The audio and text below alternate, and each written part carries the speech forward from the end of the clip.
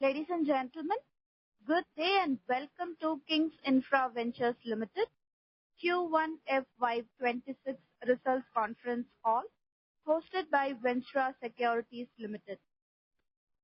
As a reminder, all participant lines will be in the listen-only mode, and there will be an opportunity for you to ask questions after the presentation concludes.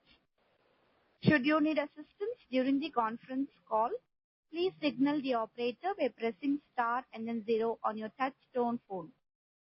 Please note that this conference is being recorded. Before we begin, I would like to point out that this conference call may contain forward-looking statements about the company, which are based on the beliefs, opinions, and expectations of the company as on date of this call. These statements do not guarantee the future performance of the company, and it may involve risks and uncertainties that are difficult to predict. I would now like to hand over the floor to Mr. Parth from Confidely Partners. Thank you, and over to you, sir. Thank you. Good day, ladies and gentlemen. This is Parth here from Confidely Partners. We represent the investor relations for King's Infra Ventures Limited. On behalf of Infra Securities and Confidely Partners, I warmly welcome you all to King's Infra Ventures Limited Q1 FY26 earnings conference call. The company today is represented by Mr. Shaji Baby John, who is the Chairman and Managing Director, Mr. Balagopal Veliat, who is the Executive Director, Mr. Lalbert Cherian, the Chief Financial Officer, Mr. Sriram Inagla, CEO of International Operations, and Mr. Joseph Raghunathan, who is the Head of Operations in Aqua and Seafood Processing. Now I would like to hand over the call to Mr. Shaji Baby John for his opening remarks. Thank you, and over to you, Shaji sir. Hello. Yeah, you're audible. Thank you all for joining on this call, and thank you, Parth, for organizing it. And good afternoon. So thank you all for joining. This quarter has been a very, very successful quarter for us, for the King's Infra Ventures, due to the main reason that there have been several strategic initiatives which have been started during this quarter. See, the main development is that we made a very strong entry into the Andhra market. Earlier, we were operating only from Kerala and Tamil Nadu, but now we have a strong entry into the Andhra market, and we are starting exporting through the Vizag port. At the core of this is a strategic acquisition of one of the leading merchant exporters, Sri Aqua, based out of Visakhapatnam, where we are going to merge the companies together. We are going to take over Sri Aqua, and the merger and works are going on. But we have started working together as a single team, and the Sri Aqua is now operating as a part of King's Infra.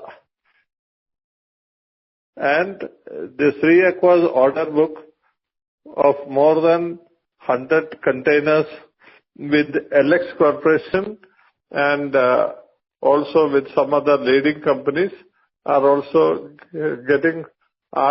transferred to King's Infra now. And the managing partner of Sri Aqua, Mr.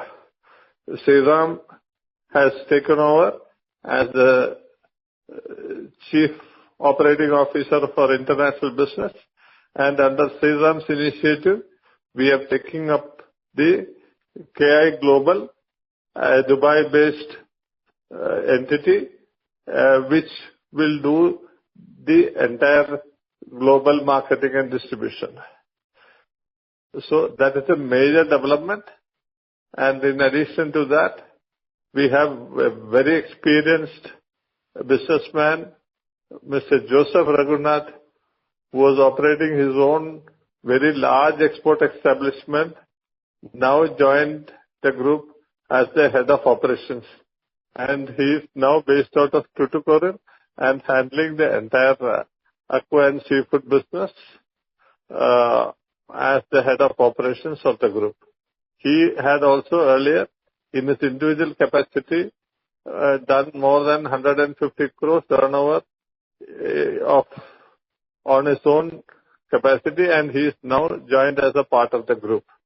So with these two very leading figures joining the group and using the King's Infra as a platform, we are on a very, very strong path to a good growth prospects. And in addition to that, our farming business, we have started leasing out farms from other farmers on lease basis, 3 years and 5-year leases, so that we are pursuing a asset-light model, and more farmers are joining with us as a part of our supply chain. So they use our protocols, System 360 protocols, and we are now giving them technology support. They use our entire probiotics and the minerals and whatever the healthcare products that we have developed under the Aqua King brand is also being used by them. And so this entire package now that we are offering to the farmers, and on a annual lease, a minimum of which is 3 years to 5 years lease. So this asset model is gaining popularity, especially in Tamil Nadu. And this quarter we have increased the farm area by about 50%. And by the end of the year, our farming area is expected to double, more than double. So these are the main positives. And our company is planning to transform itself into a completely healthy food options, healthy protein space. And our Frigo and Bento, which are the retail brands which we were doing on a trial basis in Kerala and Bangalore, now is ready for scaling. And that is also, so we will have a fully integrated chain of activities, the entire value chain, from the farm, the probiotics, the processing, and now the retail marketing and distribution. So with this, we will be connecting all the dots, which, in the seafood industry, will be a first of its kind. That will, we are sure, the management is sure, that we will be able to grow very well and have a much higher profitability ratio when all these different buckets are all connected and together. So this will be one of the first fully integrated seafood, aquaculture, sustainable production, processing, marketing, everything included. This will be one of the very few companies which will be, in the country.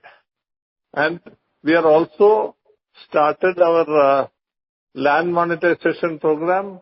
The initial advances have started coming in, and the Maritech Park is also under construction, and the first part of it is in Tuticorin, Tamil Nadu, and with the encouraging support from Andhra government, we are proposing to have a larger unit in Andhra near Srikakulam, since we already started our Vizag operations.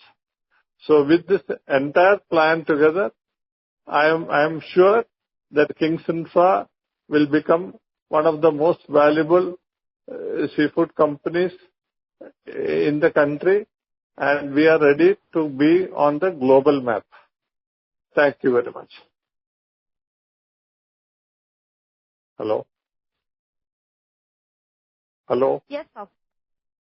Yeah, thank you. Can we open the floor for questions, sir? No, this, what is the next item is, I would like the other colleagues also to speak a few words from Mr. Sriram, Mr. Joseph, and our CFO. Then we will have the questions. Okay, sir. Yeah. Hello, everyone. This is Sriram here. So I'm the Chief Operating Officer of Kings Infra Ventures, and I take care of the international business, developing the exports market. So for any exports business, raw material sourcing and backward integration is very essential. So Kings Infra, having its own aquaculture and contract farming, and also sea-caught materials where we invest and take material from the boat owners. And so both aquaculture products and sea-caught products, both we do. So we have a strong position in sourcing, and having control in raw material is very essential for an export business. So having said that, the processing is the key, where understand the international markets requirement, where the value addition, the processing, packaging as per the buyer's requirement. So having a strength of 4 decades in the export business, we have a strong team developing the packaging and processing.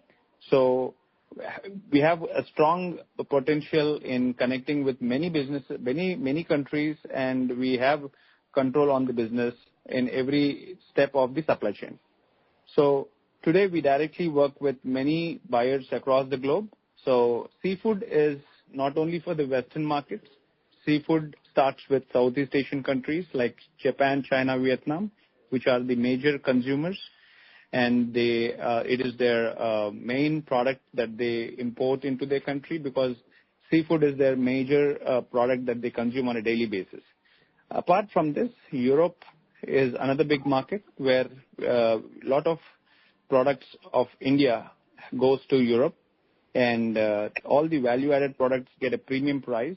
Having a vast coastline in India and having experienced people on aquaculture gives us a lot of potential in exporting. And India is now also developing to consume seafood in a big way. So we both domestic and export, we are doing in good quantities. And the newly developed markets like GCC, Dubai, so we are focusing to have our own distribution business in Dubai, where we will be importing into Dubai on our own office, and we'll be redistributing to all the countries within the Middle East region. So we have strong connections with direct buyers, which are large corporates, which are worth of $5-6 billion companies, who are having distribution in many countries. And one of them, which Shaji sir has mentioned, LX Corporation, and CP Foods is another company that we also work with. And like this, there are many. I mean, today I'm in Vietnam, and Minfu Seafoods is one of the listed company in Vietnam stock market, and we work directly with them. Like this, there are many companies that we directly work in Europe and Southeast Asian countries. So we don't focus majorly to US. So have tariffs or with tariff or without tariff, we don't affect us.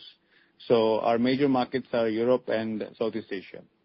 And the business after COVID has taken a very uptrend in terms of seafood importing. having protein in mind and considering seafood as a highest protein product. So mainly the countries are importing seafood in a large volume and making it as a daily essential.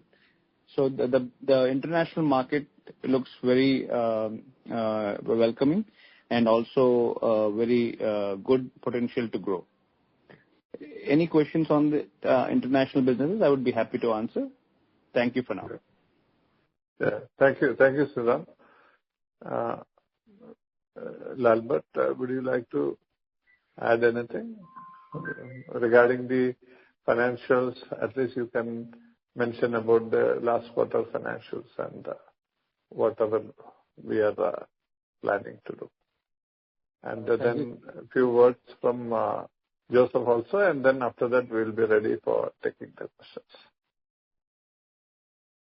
Thank you, sir. Good evening, ladies and gentlemen. I am very happy to inform that Kings Infra Ventures Limited has a significant of all major divisions in the first quarter of 26. And the revenue recorded 34.35 crore, which is almost 22% growth, which we can see Q1 24. With EBITDA margin of 7 crore and the PBT of 5 crore, that is also 30% growth, which we can see compared to the same quarter of the previous financial year. And our EPS stands at ₹1.48, 24% growth, which we can see compared to the same quarter of the previous financial year, ₹1.20. And this quarter, with all global challenges, which we could be able to achieve the record performance ever for the Kings Infra Ventures history. This is the overall Q1 performance for the company. I am very happy to address any queries from the investors later side. Thank you, sir. Thank you. Joseph, at least Joseph can pitch in a few words. And Good evening all. I am Joseph Raghunath. I am heading the seafood operations of Kings Infra. I am happy to associate with him. I am leading a strong team. There are some overall experience, very well experienced, right from procurement and the production as per the customer's requirement. We do it in a very hygienic way, and we satisfy the customers in all the way. And almost we are entering into the all country, except US we are being in all country. So we have our facility, freezing facility at Tuticorin and Andhra Pradesh, Tamil Nadu, Kerala, and then Andhra Pradesh. And we are strong in production, and we have a strong, very good team who can do around the clock as per the customer. We satisfy the customer requirement. Thank you. I will be happy if anybody is having any query regarding this production and operation. Thank you. Thank you. Thank you. Thank you. We are ready for the Q&A. Thank you, sir. Ladies and gentlemen, we will now begin the question and answer session. If you have a question, please press star and 1 on your telephone keypad and wait for your turn to ask the question.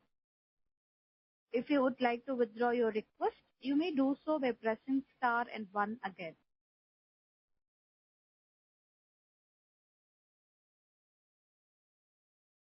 Ladies and gentlemen, if you have any question, please press star and 1 on your telephone keypad.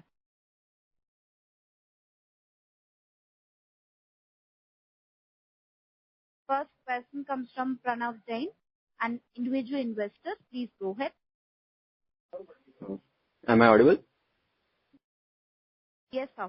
Hello. Yeah. First of all, congratulations for a good set of numbers. Actually, I had a doubt. Our working capital is increasing based on higher receivables and inventories in FY25. So, how do you plan to, optimize the working capital going forward? So, this would be my first question. Yeah. See, because we are expanding the farming area, so unlike the other companies who are exporters who just procure and export, we have a 4-month growing period for the shrimps. So that accounts for a larger working capital requirement for the company. But as the volume of exports increase, the turnaround will become faster. The second new whatever we introduced to reduce the working capital requirement is going for increasing the number of crop cycles and also seeding in a phased manner, so that every month there will be at least 30% of the farms getting harvested and new stocking. So the cyclic pattern of culture we have introduced, that will also reduce our working capital requirement or increase the turnaround of the working capital as we move forward. Right now there are only 2 crops. We have succeeded to make it to 2.5 crops a year. Now some of the ponds we are achieving 3 crops a year. And as we move forward, we will be targeting to go up to 5 crops a year. So that is the, way we look forward to reduce the working capital requirement. Okay, sir, got it. The question was, if interest cost has increased on a year-on-year basis, if we see. So, should we expect further increase in the leverage as our capacity we are trying to increase and the retail presence? See, we are also looking at supply chain support from the banks, so that some of the burden of the interest will go to our farmers or suppliers. So we are working on it. So this means that our finance cost will decrease going forward, correct? Yeah. Maybe by next year we have spoken to our bankers, Punjab National Bank, but they said for any minimum for the supply chain financing to direct customers who supply to us, provided they are MSME, the overall scheme should be around 100 crores. So we have not reached that scale, but we hope we will reach that scale by the end of the year. Then once there's that, so by next financial year you can expect the interest cost may grow, but in percentage terms it will come down. Yeah. Okay, got it. And sir, lastly, the cash and the bank balance has decreased. So, can you elaborate on management strategy? How do you plan to, stabilize our cash? No, it is improving as the number of crop cycles are increased. That figures are improving now.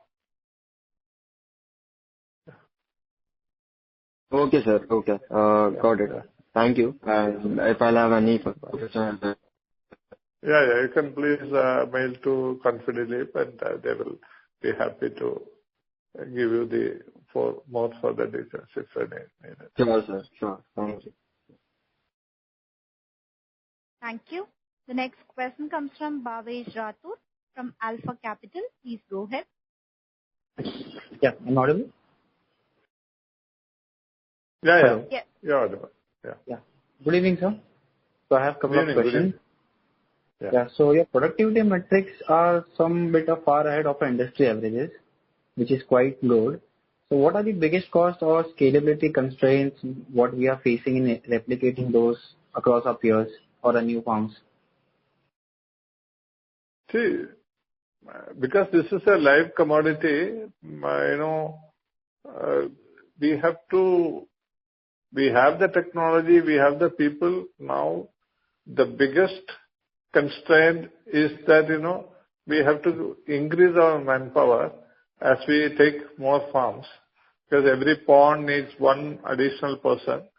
and every 20 ponds need a trained technician, manager, and even in rural India, security is an issue, so we need trusted people. So that is why if you want to sign up 500 hectares also today, I can sign it up. There are so many farmers approaching, but we are very selective that we should have everything in place before we adopt a farm.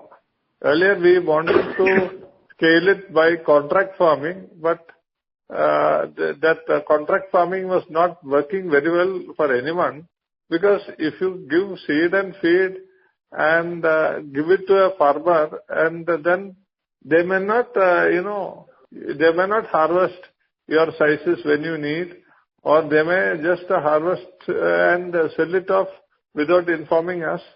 So that was the challenge when we wanted to scale through contract farming. So we changed that model, and we are going through lease farming, so that we're taking on a lease the farm, putting our entire team, and we are managing the farm, and we are giving a fixed lease, and we are giving them some incentive, few percentage, 2-3% of the profits, for maximum up to 5% of the profits, for taking care of the local area. But that way we are able to get a much better result, much better control over the product. But we need that much number of people who will be working as a team in the farm. So that training program is also, now we have implemented a training program called SPEED, which is the Sister Protocol Entrepreneurial Development Program, where we train the technicians to become part of our team to manage it. So this is a slow process. We don't want to rush and make, from 100 we don't want to go to 500 ponds. We wanted to, from 100 we wanted to go to 200, 300, like. Hello? Yes, sir. Yes, sir. I'm listening. Yeah. So that's the way. And definitely, since we are also going by this leasing and, growing the swims ourselves, it is little more working capital intensive compared to others who just buy the swim from any farmer and export. So, but this will become fully integrated, and in about another couple of years' time, most of the buyers will look at this model only. Because when you buy from any farmer who supplies to you, you don't know the source of the material, the ingredients that went into the production of the material, the traceability, sustainability, everything is a question mark. So we are building this block by block, but we are very sure that we are on the right path. Okay, so talking about the management, professionalism and kind of training process, how do we monetize this policy for creating a professional management or kind of a training process? Yeah, because we are taking freshers from reputed institutions, fisheries technology, fisheries engineering, and there are few good institutions here where we have a good arrangement, and every year we are taking new candidates from there and making them part of our King's aquaculture management team. And as our team members increase, we are able to take more farms on our list.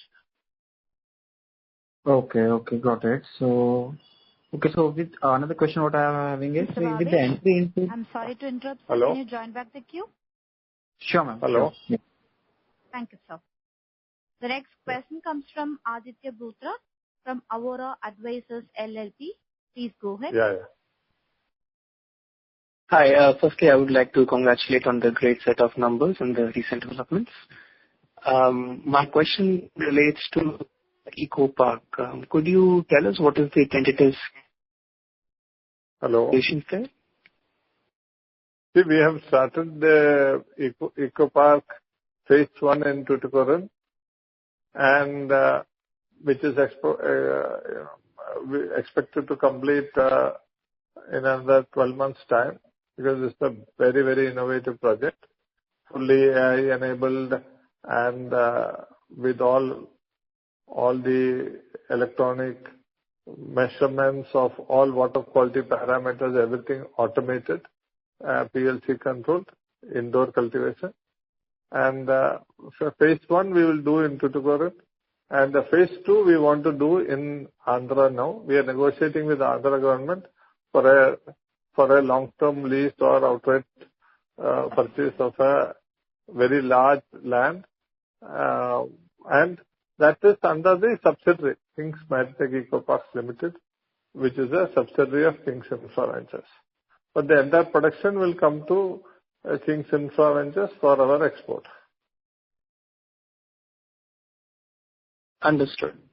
My next question is about Kings Frigo and Bengo. Have you started pilot operations for them? Yes, yes. Pilot operations are going on for the last 2 to 3 quarters. It's going on in Kerala and Bangalore.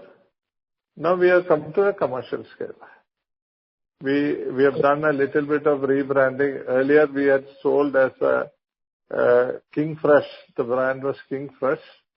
But then we realized that, it's a misnomer, because the people are thinking it is a fresh, brought fresh directly.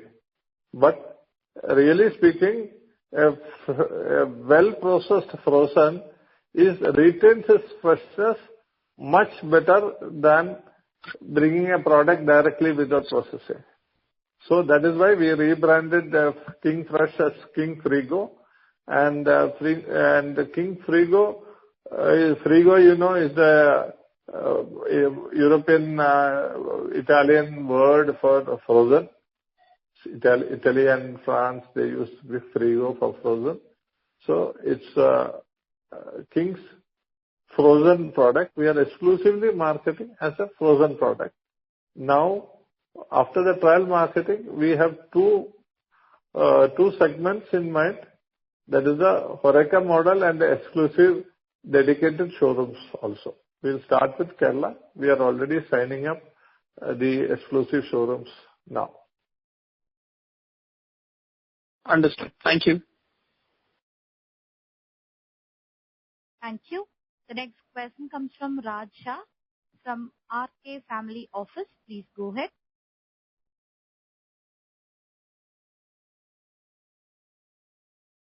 I repeat, question comes from Raj Shah. Yes, sir. Please go ahead. Yeah. So my first question is, what is the volume in tons for aquaculture operations and seafood exports in the Q1 and as well as whole FY25? See, aquaculture till recently, till the last year, aquaculture was the major portion of the turnover. But now with the Andhra processing exports and with the focus more on the export and our distribution, there will be a change in the ratios. This year we'll target around 50-50. But as we move forward, hello. Yes, sir. I was asking about tons. Sir, can you specify how many tons we processed in our food exports and how many tons we produce in aquaculture? I need tons. Lalbat, can you give that figure? Because I'm speaking from outside the office. So, Lalbat, can you give the figure? Yes, sir. Give me a moment. Meanwhile, I'll ask my second question. So, yeah, please. Sir, in presentation, I see that we have doubled our lease expansion of aquaculture farming. So, post lease expansion, what is the current aquaculture capacity? And is contract farming is out of the picture, or we will try contract farming slowly, but initially we will go with owned and leased aquaculture farming. So what is the current capacity after lease expansion, and is contract farming totally out of the picture, or we will try? We are working on a hybrid model. Our capacity is 1,800 tons in the last year. This year, we have already increased 50% of that. So, and we will, by the end of the year, we'll have 3,600 tons for contract plus, this own plus lease.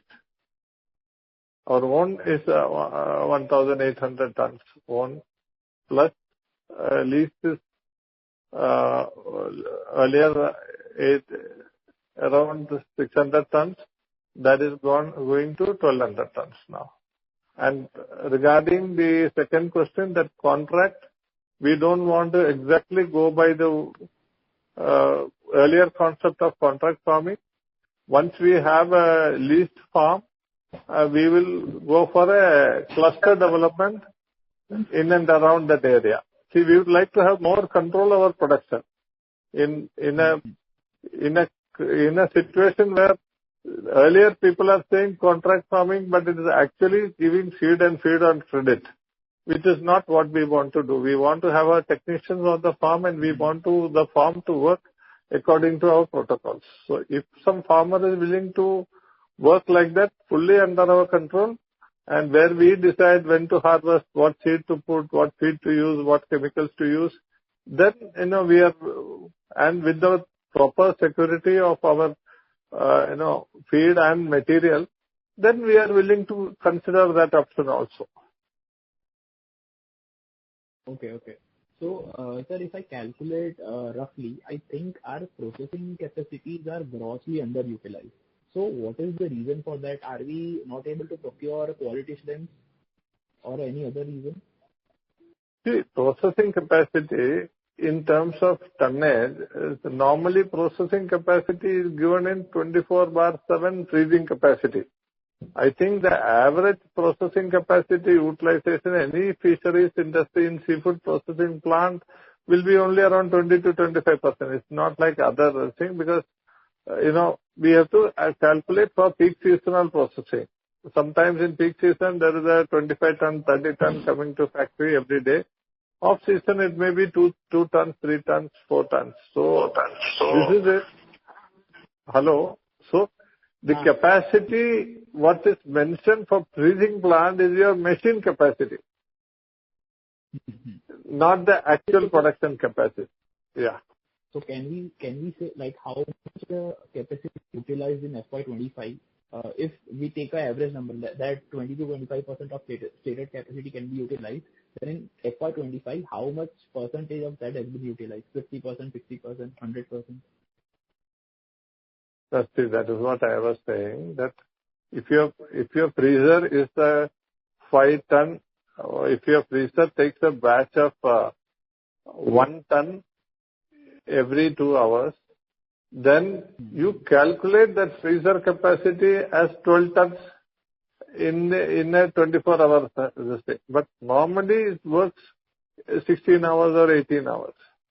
So in the seafood processing, we cannot exactly go by the machine capacity because it's not a continuous. This is a batch processing. This is not a continuous cycle processing. But in a pond, we can say we have 2 crops, we have 3 crops. This is our capacity. This is what we are achieving. So we are in pond, we are achieving almost 90% of our capacity. In the factory, we may be achieving about 20-25% maximum. Okay, and that is optimum, right? We can't go beyond that. Yeah, we cannot go beyond that. Maximum 30%. If you see any industry, any processing plant, in the country, this is what they will achieve. So my last question, and then I'll go back in queue. So, are we targeting 3 cycles on our 100% of our farms in FY26? And if you have pulled out the number, answer of my first question, tons for aquaculture operations and seafood exports. And my question is, are we targeting 3 cycles on 100% of our farm in FY26? In our own farm, definitely we can target 3 crops. In the leased farms, where depending upon the location, we will be doing, in 2 years' time, we can do about 5 crops in the least operations. Because there also the training to the team, people, everything has to be perfected. In our own farm, we have been working on this for the last at least 7-8 years to achieve this type of efficiency. So in the lease farms also, it will come to that level. It also depends upon what size is in demand and which size of prawn you have to harvest. So it's a calculation based on all these factors. Okay.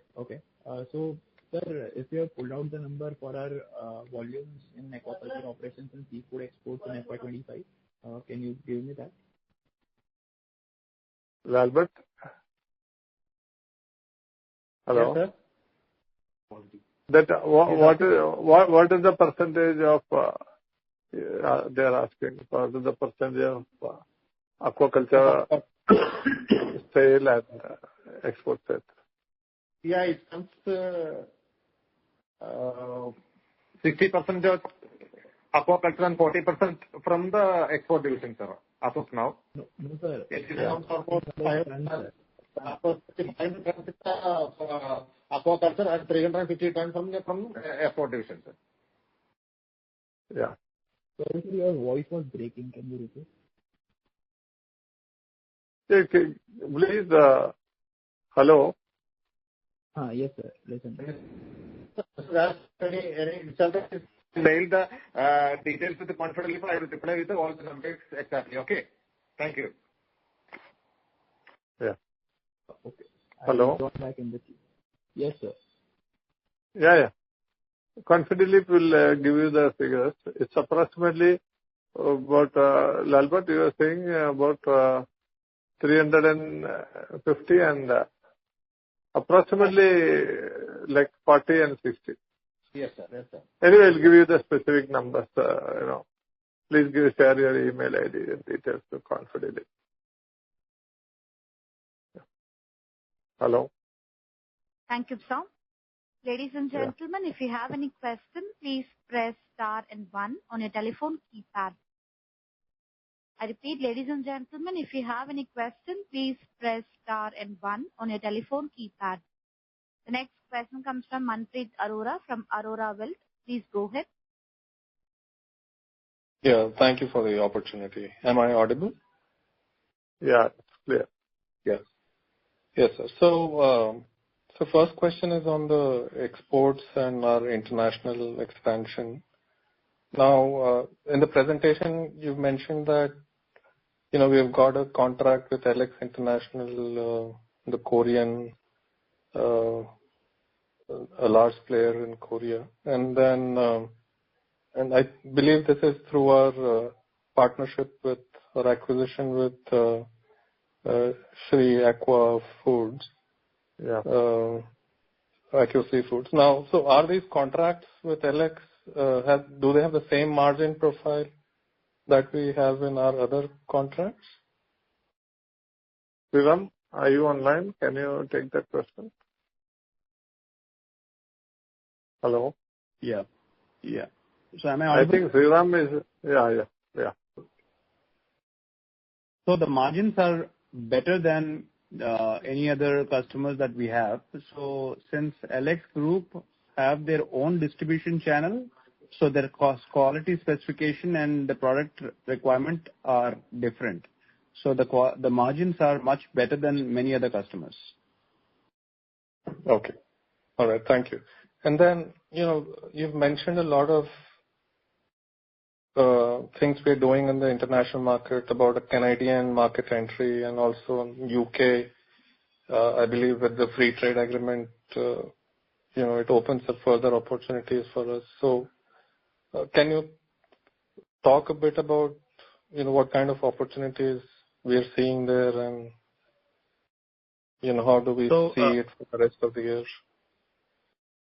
So Canada was organically growing in terms of the population, and the country was importing a lot of seafood, and the growth has increased a lot from Canada.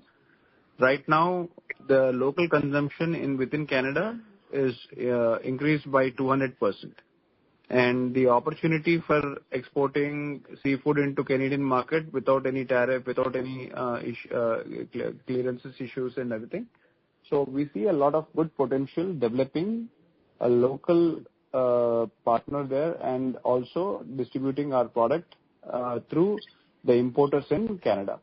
Now coming to the UK free trade agreement gives us opportunity to export both fresh is exported through by air and frozen is exported through sea. So both these things had a tariff on the importer side, and now the free trade agreement has given opportunity to expand and explore new buyers within UK. And UK consists of other provinces like Scotland and Wales. So all three together, we have a good demand coming up from UK alone. This is again non-EU country right now, what we consider. And also there are much more opportunities coming up with new countries where Morocco and Dominican Republic and few other countries, they're also giving a lot of inquiries and they also want to have a large tie-up with India. Great. Thank you. So just to follow up on that, so have you already signed up with, in UK and Europe or in Canada, the increased opportunities, or we're still under discussions right now? So usually the buyers are always the regular importers who are either distributor or a reprocessor. So majority of the Western market are the distributors who are there in the market since many years, and we are already working with them. And now this free trade has made this value proposition in a better way, so that we have our direct customers in UK also. Okay, thank you. And on the Middle East, the Dubai that we're setting up there, is it just for the marketing and distribution in the Middle East, and is it primarily targeted at the Indian diaspora? It is a much bigger market. So all the products that what we do are definitely less consumed by Indian ethnic community. Only I would say 10% will be our Indian ethnic will be consuming. These products are mainly for the Southeast Asian ethnic and also the Western ethnic. So for these shrimp, cuttlefish, squid, octopus, all these products are very high demand with the Western community, and they pay premium for getting these products. And Middle East now having a lot of population moving in from various countries, so the opportunity to have its own distribution both in B2B and B2C. So B2C will be our second milestone and B2B will be our first milestone.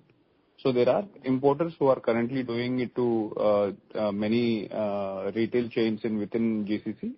So we have already signed up with one customer, and we are already working with other customers who have distribution to large retail chains within GCC. So we will be supplying on their requirement, and we will be developing as a phase 2 our own distribution channel. Right. We have Thank you. Sorry to interrupt. We have existing customers there, but they are all like importers. But now with this new idea of Sriram joining the group and then forming a subsidiary there, we can procure and distribute not only from Kings, but that entity will also procure and distribute whatever the retail chain demands.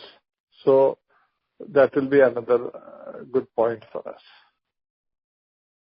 Yeah, thank you. Thanks for that explanation, and that was really helpful. Next question is on the Kings Frigo and Bento. Yes. Can you join the queue, sir? And this is my second question, if you can allow me. Please go ahead, sir. All right, thank you. So this is Kings Frigo, Kings Bento, the retail strategy. And, you mentioned that we've already done some pilots in Bangalore and Kochi and want to expand. Now, so what is the strategy? Especially in terms of the retail side, will it be a company-owned, company-operated model or a franchisee-owned, COCO model? Have you thought about that? No, it will be initially company-owned or company-operated hubs, which will have the stock points.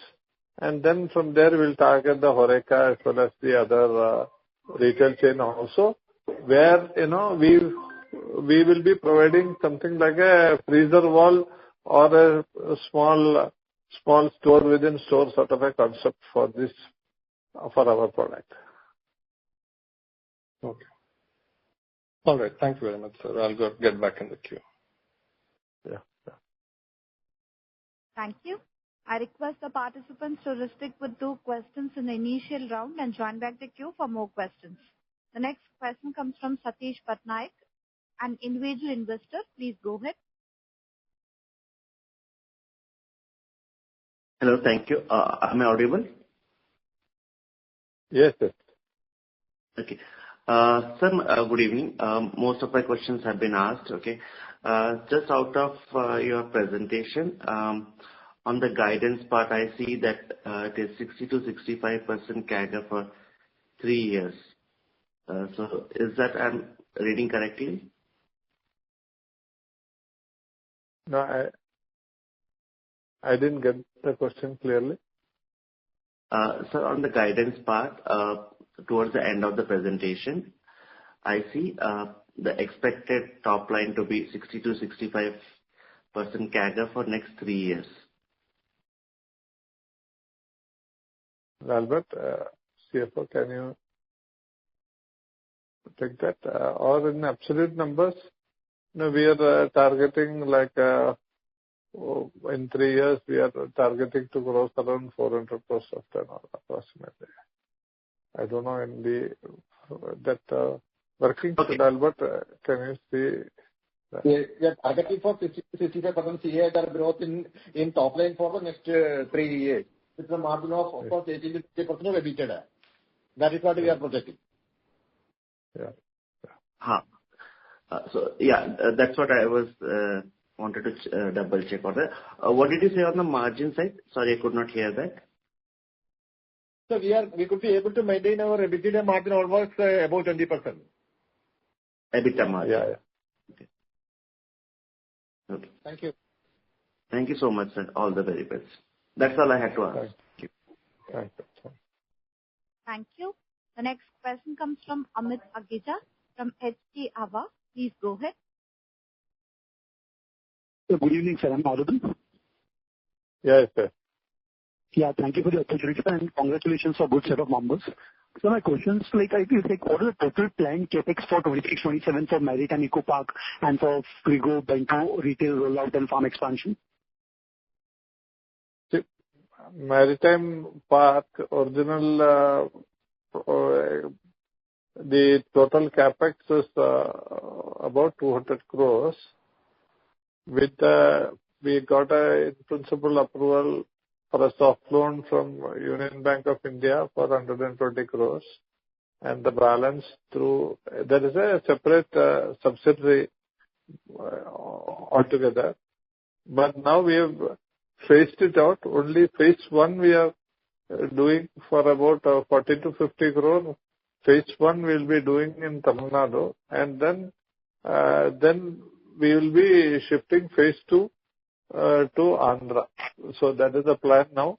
Because the Andhra government is offering much better facilities, including better lands and the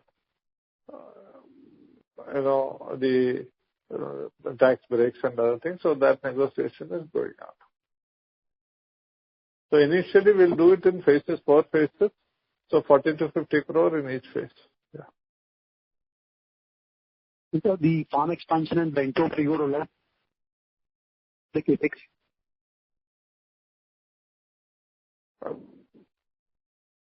total budget for the Bendo Frigo for the next 18 months is around 25 crores, but most of it we are seeing that as a self-generation because the margins on these products are very, very good. Even compared to the export, the margins are very, very high. Is that for farm expansion? Farm expansion, now we are following the asset-light model. So it's about 7.5 lakhs total per pond we will be investing instead of around 40 lakhs. If you have to buy a farm and lease it out, we have to spend 40 lakhs. Now we'll be around 7.5 lakhs per pond. So if you take 100 ponds, that the capex is only 7.5 crores, which is also almost self-generating. Is the most of the capex will be funded internal accruals or debt or equity? Mostly by internal accruals. These activities. Thank you, sir. Thank you for answering. I appreciate answering. Okay, all the best for the future. Yeah. Thank you. Ladies and gentlemen, if you have any question, please press star and 1 on your telephone keypad.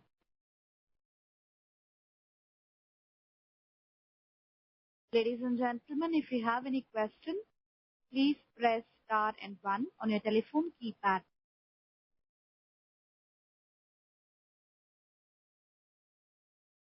There are no further questions.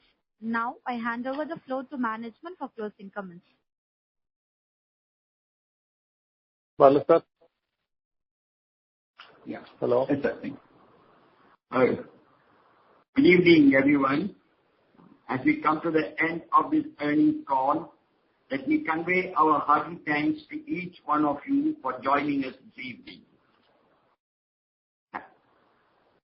You are aware, we have had good financials during the first quarter, and with the innovative plans we have charted out for the way ahead, I am sure you will find it very encouraging and exciting to be a part of our growth journey in the days ahead.